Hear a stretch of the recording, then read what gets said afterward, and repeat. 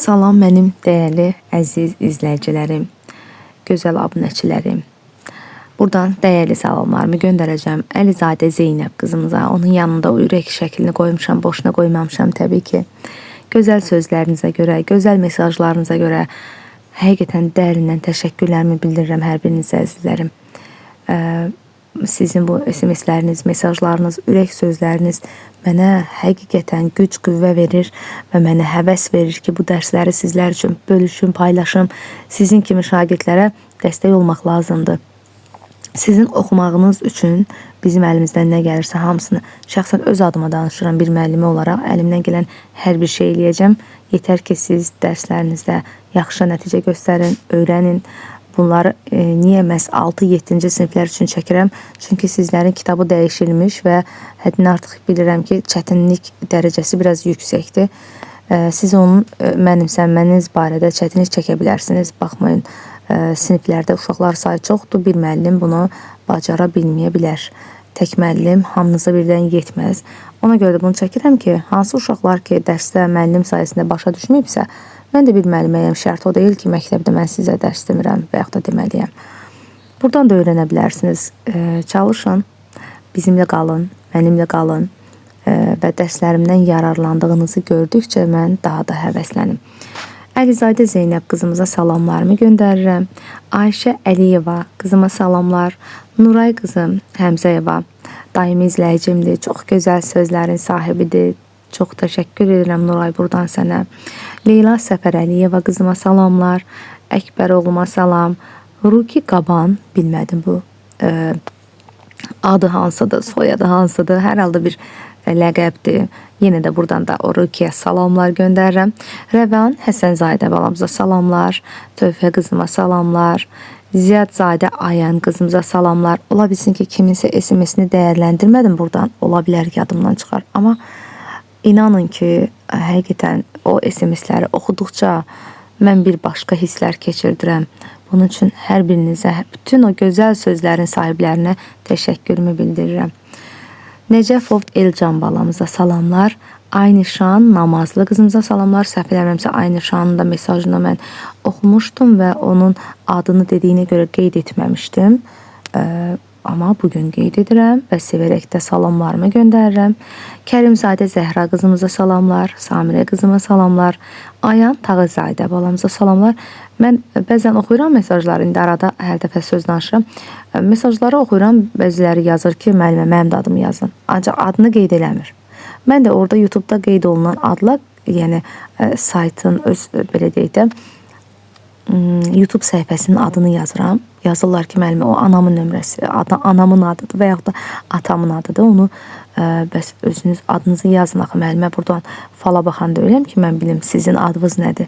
Adınızı qeyd eləyin. Mən də buradan sevərək sizlərin adlarını qeyd edin və salamlarımı göndərirəm əzizlərim. Salamlar göndərirəm. Aynişan Namazlını deyəsən 2 dəfə yazmışam. Bir daha salamlar. Fərhad balamıza salamlar. Gülnarə Qurbanova qızımıza salamlar. Çox sağ ol Gülnarə. Xoş sözləriniz üçün. Leyla, Mərvə, Mələk. Bu üçlüyə də hər birinə dəyərli salamlar göndərirəm. İsmail Abdullazadə balamıza salamlar. Sultanlı Əliyə salamlar olsun və Toğrul Nağıyev. Hələ ki bu qədər ad qeyd eləmişdim. Hər birinizə salamlar dəyərli izləyicilərim. Yaxşı ki varsınız və mən dərslərimi sizlər üçün sevərək keçirəm və keçməyə də davam edəcəm. Nə qədər ki sizlər tələb edirsiniz, istəyirsiniz, buna ehtiyacınız var. Hər zaman bunları çəkəcəm, sizlərlə paylaşacağım. Gəlin dərslərimizə keçək. Ötən dərsimizdə buludlardan danışdıq. Buludların necə yaranmasından danışdıq. Havadakı rütubətlikdən danışdıq. Mütləq və nisbi rütubətliklə tanış olduq. Havada bildik ki, temperatur qalxdıqca hava genişlənir deyə su buxarı saxlama qabiliyyəti çoxalır və rütubətliyi arta bilir. Daha çox yəni su buxarı tuta bilir. İndi bugün dərsimiz olacaq uşaqlar. Yağıntılar necə yaranır? Təbii ki, bulud yaranırsa, yağıntı da məhz buluddan əmələ gələcək, amma bunu daha detallı formada, çünki yağıntıların bir çox növləri var. Yalnız bir yağıntı görmürük. Biz adi normal yağış da görürük, qar yağdığını görmüşük, dolu yağıbdır. Şehdəki hər zaman ola bilər, şehdi, qrovdu, sırsıradı, bunları da görmüşük. Amma tez-tez yəni gördüyümüz yağıntı növü yağış Bəzi rayonlarda isə qar və dolu daha tez-tez düşür. Daha sonra uşaqlar, yağıntılar necə yaranır? Gəlin bundan başlayaq. Yağıntılar atmosferdə baş verən əsas hava hadisələrindən biridir. Yağıntıların müxtəlif növləri var. Onlar yer səthinə qeyri-bərabər paylanmışdır. Yəni hər yerdə eyni miqdarda yağış düşmür və yaxud da ki, yer kürəsinin hər nöqtəsinə eyni qədər yağıntının miqdarı eyni olmur və yaxud da ki, yağıntının növləri eyni olmur. Temperaturun aşağı düşməsi ilə havadakı su buxarının kondensasiyası. Deməli, kondensasiya nədir? Su buxarı buxarlanır və bulud əmələ gəlir. 0 dərəcəyə qədər soyuyan su damlaları buludda toplanır. Bu zaman hava su buxarı ilə doyma həddinə çatır. Daha sonra su damlaları birləşib, böyüyür və ağırlaşaraq yağış formasında yer səthinə düşür. Bax, bu yağıntının bir növ yaranma sxemidir. Topa buludlar daha yüksəkdə yaranır demişdik. Laylı buludlar isə daha aşağıda. Topa buludlarda qar formasında da bəzən düşə bilər, dolu kimi daha hündürdə olduğu üçün uşaqlar.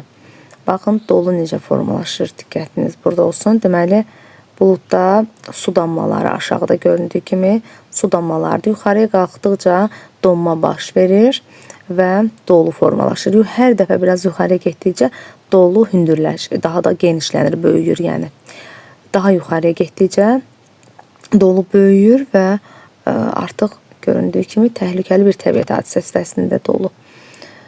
Deməli, yağışın formalaşması necə baş verdi? Su buxarlandı, bulud əmələ gəldi, kondensasiya və ondan sonra yenidən yağıntı yarandı. Temperatur 0 dərəcədən aşağı olduqda havadakı su buxarı donaraq qar əmələ gətirir. İsti hava şəraitində su buxarının sürətlə yuxarı qalxaraq mənfi temperaturda donması nəticəsində iri buz dənələri formalaşır. Xüsusi deməli, dolu əsasən yazda, yayda olur. Yəni, su buxarı həddindən artıq sürətli şəkildə çox yuxarı qalxır. Məsələn, qar buludlarına baxanda dolu deməli, daha yüksəkdə yaranır, daha isti hava şəraitində olur. Və sürətlə yuxarı qalxır, mənfi temperaturda, yuxarıda, hündürlükdə və temperaturda donma nəticəsində iri buz dənələri formalaşır. Buna deyilir dolu. Dolu dənələrinin buludun içərisində dəfələrlə qalxıb enməsi nəticəsində ölçüləri böyüyür. Bax, buna diqqətlə qulaq asın, çünki suallarınız məhz bu sual sözlərlə bağlıdır, bu dərslə bağlıdır. Buludun içərisində dəfələrlə qalxıb enmə nəticəsində neynədir? Böyüdü. Havada temperaturun azalması nəticəsində suyun, buxarın soyuq səthə təması nəticəsində isə yaranan şəffaf buz təbəqəsi sırsıra adlanır. Yağışın miqdarı yağış ölçən cihazı ilə ölçülür və millimetrlə ifadə olunur. Pluviometr də deyə bilərdik, o da yağış ölçəndir, pluviometr. Deməli, yağıntının yağması, yağıntının hansı növlərini bildik? Yağış, dolu, qar. Bunlar buluddan düşən yağıntı növləridir. Yəni, bulud əmələ gələrsə, yağış, dolu, qar yağa bilər. Bulud yaranmadan şeyh qrov sırsıra görə bilərik. Şeyh, məsəl üçün, havadakı su buxarı hər zaman soyuq səthlə təmas edə bilər. O, səhərə yaxın yer səthi temperatur itirir və soyuyur. Ona görə də havada hər zaman su buxarı olur. O su buxarı da maşınların, evlərin, yəni soyuq səthlə təmasına girdikdə su yaranır. Üzündə, materialların üzündə, yəni bu səthdə su buxarı yaranır ki, biz bunu tez-tez şahid olmuşuq. Buna şeyh deyilir. Halbuki havada bulut yoxdur, ancaq hər yer su ola bilər. Bu şeyhdir, bu buluddan düşməyən yağıntı növüdür. Eyni zamanda qrova qış şeyhi deyilir uşaqlar. Şeyh kimi yaranan bir prosesdir. Ancaq buz kristallarından olur. Hava çox soyuq olduğu üçün su maye formasında qalmır, buxar formasında qalmır, buz kristallarına çevrilir. Şeyhlə qrovun yaranma prinsipi demək olar eynidir. Sonra sırsırada həmçinin. Sonra burada uşaqlar yağış və qarın yaranma, baş vermə prinsipi eyni gördüyünüz kimi buluddan əmələ gəlir. Hər ikisi buluddan düşən yağıntıdır. Daha hündürdə və daha aşağıda olma söhbəti var ki, hansında daha yuxarıdadır. Bu da dolu. Dolunun da yaranması daha yüksəyə getdikcə, hər dəfə yuxarıya qalxdıqca dolu ölçüsü böyüyür və artıq öz ağırlığını saxlaya bilmir və yer səthinə düşür. Bəli, dolu dənələri buludun içərisində dəfələrlə qalxıb enməsi nəticəsində ölçüləri böyüyür. Havada temperaturun azalması nəticəsində suyun, buxarın soyuq səthlə təması nəticəsində şəffaf buz təbəqəsi sırsıra yaranır. Havadakı havadakı rütubətin 0 dərəcədən yuxarı temperatur şəraitində soyuq səthlə təmas nəticəsində şeh yaranır. 0 dərəcədən yuxarıda olduqda şeh yaranır. Amma şeh əsasən yaz və yay aylarında sübh vaxtı müşahidə edilir. Havadakı rütubətin 0 dərəcədən aşağı olduğu temperaturda soyuq səthlə təmas nəticəsində qrov yaranır. Bayaq dediyimiz kimi şeh 0 dərəcədən yuxarıda, amma qrov 0 dərəcədən aşağı səthlə təmasda yaranır. Qrov. Qrov payız və qış aylarında müşahidə olunur. Şeh və qrov bulutsuz hava şəraitində formalaşır. Hər ikisi bulutsuz, buluddan düşən yağıntı sayılmır. Bulutsuz havada yaranan yağıntı növləridir. Yağıntıların miqdarı hər yerdə eyni deyil. Dağın ətəyindən hündürlüyünə doğru yağıntıların miqdarı dəyişir. Bu yağıntının hündürlükdən asılı olaraq şaquli paylanmasıdır. Okean və dənizlər üzərində əsən küləklər dağlıq relyefə doğru hərəkət eləyir. Rütubətli hava dağın külək döyən yamacından, yəni külək tutan yamacı deyilər, üzü yuxarı qalxdıqca soyuyur və doyma həddinə çatır. Nəticədə yağışlar əsasən dağın hündür hissəsində yağır. Yəni əsasən yağış dağın orta dağlığa yağır.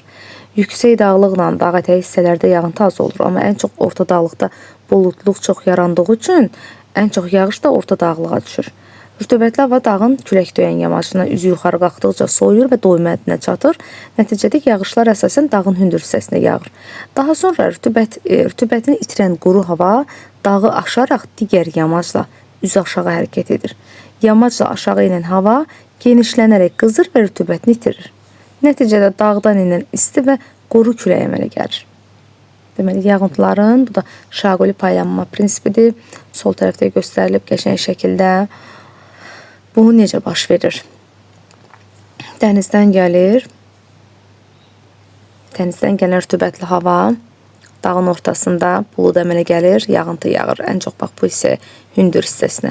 Amma dağın zirvəsinə daha çox qar yağır, hava çox soyuq olduğu üçün. Buradan üzü aşağı gördüyünüz kimi quru hava dağın zirvəsini aşaraq quru hava o bir tərəfə keçir. Beləliklə, deməli, dağa necə yağış yağır, o prinsipi də görmüş olduq. Dağdan enən isti və quru külək əmələ gəlir. Ona dağ-dərə küləklər də deyilir. Beləliklə, temperatur kimi yağıntıların miqdarı mövsümə görə dəyişməsinin məkanda iqlimi fərqləndirən əsas komponentlərdən biridir. Yağıntılar, yəni hər mövsümün özünə uyğun yağıntısı var, həm də bu yağıntının baş verməsi məkandan da, iqlimdən də asılıdır. Yağıntılar yer səthində meşə, səhra, çöl zonalarına yaranmasına, təbiətin rəngarəng görünüşünə səbəb olur. Yəni yağıntılar meşənin yaranma xüsusiyyətini, məsələn, yağıntı meşəyə daha çox yağış gətirir, meşə olan ərazidə daha çox yağıntı olur. Səhrada yağış yağmır deyə qupquru çöllərdir və ona uyğun torpağı, ona uyğun bitkilər, heyvanlar aləmi var. Çöl zonasında yağıntı normal düşür. Rütubətlik normaldır, nə çox həddindən çox deyil, nə də az deyil. Ona görə də çöl təbii zonası yaranır. Yəni hər bir yer səthində olan hər bir təbii zonanın yaranması ora düşən yağıntının miqdarından asılıdır, relyefindən asılıdır. Ona uyğun şəkildə formalaşır. Yağıntıya uyğun şəkildə ərazinin təbii zonası formalaşır və yaxud da relyefə uyğun şəraitdə formalaşır. Məsələn, səhraya yağıntı birdən-birə çox yağsaydı, səhraya deyək ki, çöl zonası qədər və yaxud da meşə zonası qədər yağıntı düşsəydi, səhrada həmin bitkilər formalaşmazdı. O heyvanlar yaşamazdı.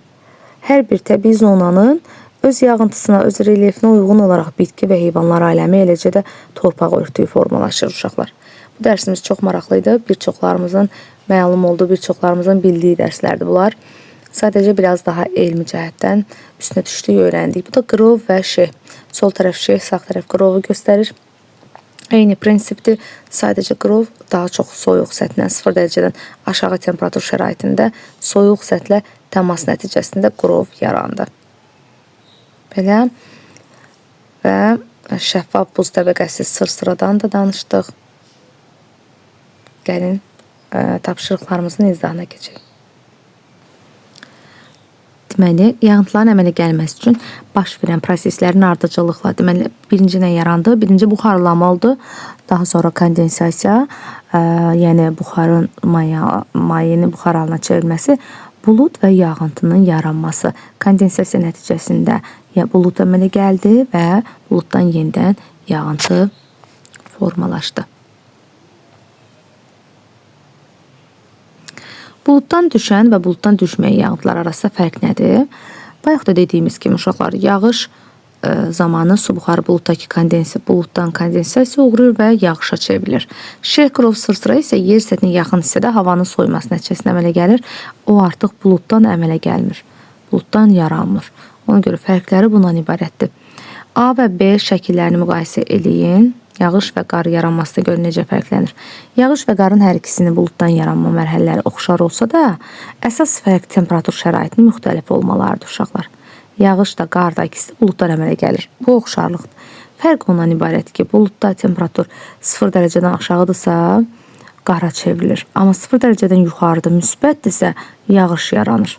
Yəni bunu öz sözlərinizlə yaza bilərsiniz. Heç mən yazdığımı baxmasanız da bunların cavabını özünüz bilməyiniz. Yəni çünki kitabda verilibdir, bayaq da izahını etdim.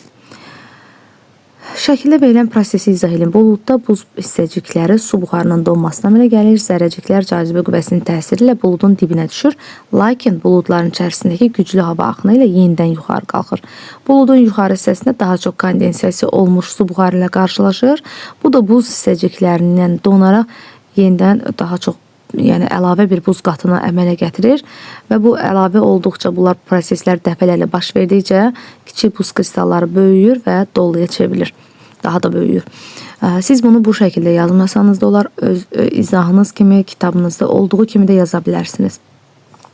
Deməli bu kondensasiya prosesi dəfələrlə baş verir yazacaqsınız və zərrəciklər daha da böyüyür, daha da buz parçaları böyüyür, kristallar və doluya çevrilir. Artıq öz gücünü saxlaya bilmir, ağırlığını qoruya bilmir və dolu düşməyə başlayır. Nəhayət dolu buludun zirvəsinə qalxa bilməyəcək qədər ağırlaşır və yağıntı şəklində yerə düşür. Öz sözlərinizlə çalışın, yazın. B və C şəkillərindəki proseslər arasında hansı fərqlər var? Qar, yağış və dolu yağıntının müxtəlif formalarıdır, lakin onlar fərqli şərait və proseslərlə yaranır. Fərqləri nədir? Müxtəlif hündürlük, yaranma prinsipi və yağan qar ilə dolunun ölçüsü. Yəni ölçü fərqi var, temperatur fərqi var, yaranma prinsipi fərqi var. Bunları deyə bilərsiniz. Azər qış ayında isti evdə pəncərədən bayıra baxmaq istədi, lakin çölü görə bilmədi. Səbəb nədir? Səbəb ev istidir, çöl soyuqdur və soyuq pəncərə şüşəsinə su buxarı hopur.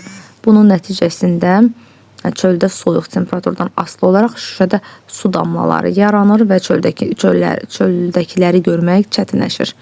Yağış və qar yağan zaman müşahidə edilə bilər bu proses hava soyuyanda. 6-cı şəkil D-də verilən şeh və qrovun yaranmasına görə fərqləndirin. 0 dərəcədən yuxarı temperatur şəraitində havadakı rütubət soyuq səthlə təmasda olarsa şeh yaranır. Şeh əsasən yaz aylarında sübh vaxtı müşahidə edilir. 0-dan aşağı temperaturda havada olan su buxarı soyuq səthlə təmas nəticəsində qrov yaranır. Qrova isə qış şehi deyilir uşaqlar. Çünki qış aylarında əsasən yaranır. Qışda da payızda da deyə bilərsiniz yaranır. Daha soyuqda yəni qrov yaranır. Biraz isti olanda yazda, yayda isə şeh yarana bilir. Belə, bu da növbəti dərsimizdir. Bugünkü dərsimizdə bura qədər. Hər birinizə uğurlar, bol zehin açıqlığı arzulayıram. Gələn dərsimizdə görüşmək üzrə. Sağ olun.